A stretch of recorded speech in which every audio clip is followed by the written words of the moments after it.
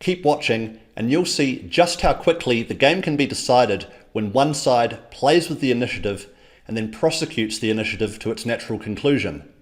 This is game 12 of Logical Chess Move by Move, and it starts with c4, an opening that we haven't seen in the book to this point. This is the English opening. It's an opening which tends to be more quiet and positional from White's point of view. Now Black responds with e5. This has some similarities to another well-known opening. If we go back, when White plays e4 on move 1 and Black responds with c5, this is the Sicilian defense. And the series of moves that we got in the game, c4 and then e5, is a bit like the Sicilian with colours reversed. White will look to be playing on the queen side, while Black will tend to play on the king side. Next we get knight to c3, knight to f6, just natural development from both sides, and then g3 and d5. So Black is offering to exchange a central pawn for White's flank pawn, and we get these captures, and White is able to develop their bishop with tempo. The knight is now attacked twice, and Black has to do something about that. There are a few different options that Black could play here. Black could go back to f6, that's one option. Black could also reinforce the knight with bishop to e6, or you could get the move which was played in the game, knight to b6. The knight looks a bit out of the play on b6, but all of these moves are roughly equivalent, so it doesn't actually matter too much. The game doesn't get critical until much later. We get knight to f3, that's another developing move with tempo. The pawn on e5 is now attacked, and Black looks to defend. Now the author had an interesting comment at this point. He said that even though White is better developed, Black is not worse. And why is that? Well, Black has got a space advantage in the centre with this strong pawn on e5, and Black's bishops have also got better scope. They're a bit more open, whereas this bishop on c1 of White's is going to take some time to get into the game, and this bishop here, well, it does have a good diagonal, but it's a bit hard for White to find a target on that diagonal. So it's about equal, and the evaluation bar reflects that. White castles, Black plays bishop to e7, preparing to castle. Then we get d3. This looks to get the dark squared bishop into the game. Needs to find a square, maybe on e3 or on d2. And now Black castles as well. Now, if you're enjoying this video so far, I'll be continuing this series on Logical Chess Move by Move very soon, so go ahead and click the subscribe button so you don't miss out on any of the future videos in the series as they're coming up. We get bishop to e3 next from White. Now this move might look a little strange because it blocks the movement of the White e-pawn, but it does have an idea. The idea is to play d4, which will free White's position. Let's say that Black doesn't do anything about that with a move such as rook to e8. Well, in that case, White can play d4, and then after these captures, we see that White now has quite a bit better activity. This bishop has a nice diagonal towards the Black king, and this bishop also is more open than it was before when the knight was still on f3.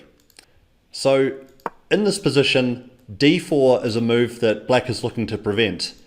And in the game, Black did so by playing bishop to g4. So this cuts across the idea of White playing d4. If White were to do that, let's just take a look. Well, this would be a major mistake at this point because it's a critical line and you need to look at all captures in critical lines. And it starts with capturing the knight on f3. So White has to take back, and now Black is able to take on d4. Now that's a fork of the bishop and knight. It might seem to win a piece, but it's not quite as bad as that for White, because White can capture on c6. Actually, that's the only reasonable move to stay in the game, but as you can see from the evaluation bar, it's still very bad for White. So if Black were to take back, then White's problems are more or less solved after taking back on d4. But the more critical line is to instead capture the knight on c3, And now there's two attacks, both on the bishop and on the pawn on b2. So let's say that white were to capture on b7. Well, now black can win the tempo back, the bishop moves away, and black is able to capture on b2.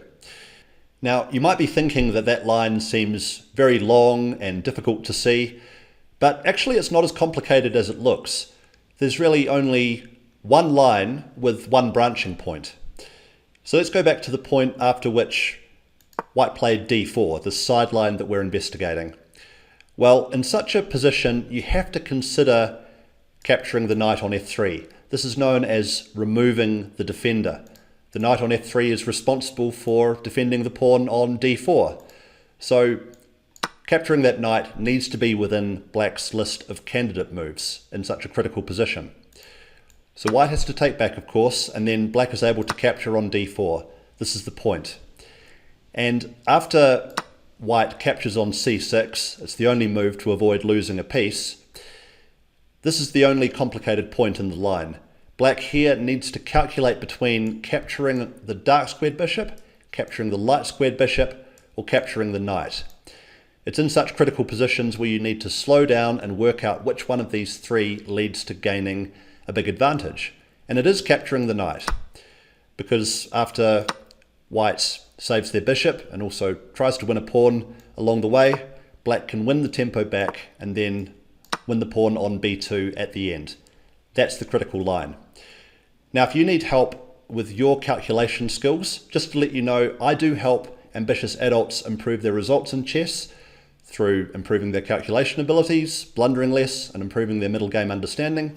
And if you'd like to explore working together, click the link in the description below. Now back to the game, because we actually didn't see any of this, because after bishop to g4, we instead saw h3. That puts the question to black's light squared bishop, and it chose to move back to h5, keeping the possibility of capturing on f3 alive. So then white made a move which made a lot of sense, bringing the rook to the semi-open file, controlling some squares, perhaps looking to target c7 in the future. And then black played queen to d7. Now this is an innocuous looking move. You may be thinking that the only point behind it may be to connect the two black rooks along the back rank, but it does have a threat behind it. And we actually got to see this threat get carried out because white played knight to a4. Now that either ignored the threat that black had or missed it entirely. Knight to a4 has the idea of coming into c5. That is a weak square that white can look to target, but it allowed black to make the capture on f3, which was threatened earlier. And now let's take a look at the two ways that white has of capturing back. If white captures back with the e-pawn, well then the pawn on d3 becomes isolated and very weak. After simply rook to d8, it's going to be quite hard for white to keep hold of this pawn on d3. It's an isolated pawn because there's no white pawns on either the c file or on the e file to defend it. It has to be defended by white's pieces, and in the long term it's probably going to get lost. Or white could play the move played in the game, which was to capture with the bishop, in which case black is able to capture on h3, winning a pawn. Now, this isn't so bad for white in itself because black did have to give up their light squared bishop in order to win that pawn. So white does have some compensation in the form of the bishop pair. White's real mistake was to immediately give up that bishop pair via bishop takes c6. Now, this is materialistic. It's looking to regain the material that was just lost, which is understandable, but as all strong chess players know, material is only one part of the equation. So after black took back and white recaptured, white has restored material equality, but the problem is that this queen on h3 is now pretty much impossible for white to shift. It's going to stay on h3 and therefore keep creating threats around the white king. The white king definitely isn't comfortable having the black queen so nearby, especially with the light squared bishop gone. So let's go back a couple of moves, because it was this decision from white to capture on c6 which was really white's downfall. giving up the powerful light-squared bishop. What white should have done instead was to use the light-squared bishop to evict the black queen away from its aggressive post. So with bishop to g2, the black queen now has to move. Let's say it goes to e6. And although the loss of the h-pawn isn't great from white's perspective, this position is playable. White has the bishop pair as compensation, and certainly it's a lot better than how the game transpired from white's point of view. So back to the game. After rook takes c6, the problem is that black is able to start creating threats. And once these threats begin, they don't stop. It begins with knight to d5. So that comes with the threat of taking the bishop on e3. If the bishop moves back, then black has ideas of playing knight to f6 and then knight to g4, supporting checkmate on h2. Actually, white's best move here is to give up the exchange, which shows just how bad it is from white's viewpoint. So now black is not going to checkmate white, but is up the exchange and should go on to win just with the extra material. So instead, if you were to allow this capture, let's just show that too. If it were black's turn again, then the pawn on g3 falls, and now white's king is much too exposed. White will probably also lose the e3 pawn pretty quickly, so really bad news if that threat is allowed. So in the game, white played queen to e1. This way, if there's this capture, then at least the white queen defends the pawn on g3. Still not very good for white, but maybe white has some hope of surviving a bit longer. After queen to e1, black looked to keep on increasing the threats. This is the right way to play when you're playing with the initiative. You play one move which makes your opponent react. Now it's time to play another move to make the opponent react. f5. So this is moving a pawn in front of black's own king, but this is fully justified because black is the one attacking. It's okay to be aggressive when you're better, and f5 with the idea of playing f4 is an aggressive move. So white plays bishop to c5, looking for some counterplay. One sideline that's worth looking at here is, well, what if white looks to trade off this important knight? This knight is a problem for white in many lines. Well, it's important that black keeps the material on the board. This is another good rule of thumb to keep in mind. When you're attacking, you generally don't want to trade pieces. There are always exceptions, of course. There can be times where you need to remove important defenders, but this knight is important to the attack. We don't want to trade it off for white's knight. Instead, we want to keep it. And let's say that white looked to prevent the knight to g4 idea. Well then, again, we keep creating threats. So there's two attackers and there's two defenders, but then there's this amazing move, this brilliant move, bishop to h4. An incredible idea, because the point is if this bishop is taken, well now black does get knight to f4, and there's actually no way to stop checkmate on g2. Well, you can stop it for one move by giving up the rook, but it's only for one move, and it's unstoppable now. So brilliant sacrifice there in that sideline, and often attacking chess contains many such interesting sidelines which didn't happen in the game but could have done, and what made the attack work. But let's go back to the game. Bishop to c5 was played by white, again looking for some counterplay, but black just carried on with the march of the f-pawn. So now there's an extra idea of bringing the rook over to f5 and eventually to h5, and if the rook is able to reach h5, then there'll be queen to h2 checkmate or queen to h1 checkmate. So the threats are really becoming too much for the white king to handle, and it's because of this black queen which was allowed to stay on h3. White tries to capture on e7 to distract black away from their objective, but important to note here, black didn't recapture on e7. Actually, black could have done this, but it would have slowed down the attack.